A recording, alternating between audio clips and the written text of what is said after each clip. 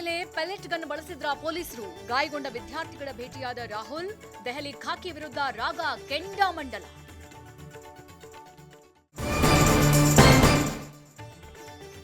ನಾಳೆಗೆ ನಿರ್ಧಾರವಾಗುತ್ತಾ ಧರ್ಮೇಂದ್ರ ಪ್ರಧಾನ್ ಸಚಿವ ಸ್ಥಾನ ಭವಿಷ್ಯ. ರಾಜೀನಾಮೆಗೆ ಕಾಕ್ರೋಚ್ ಬಿಗಿಪಟ್ಟು.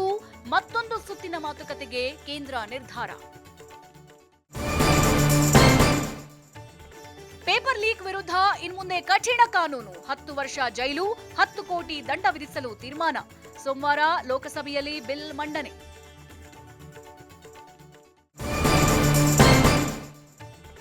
ಪ್ರಧಾನಿ ಮೋದಿ ಸರ್, ರಾಜೀನಾಮೆ ಪಡೀರಿ. ಧರ್ಮೇಂದ್ರ ಪ್ರಧಾನ್ ರಿಸೈನ್ ಮಾಡದಿದ್ರೆ ನೀವು ಮಾಡಬೇಕಾಗತ್ತೆ. ಕೇಂದ್ರ ಸರ್ಕಾರಕ್ಕೆ ಸಿಜೆಪಿ ಖಡಕ್ ಸಂದೇಶ.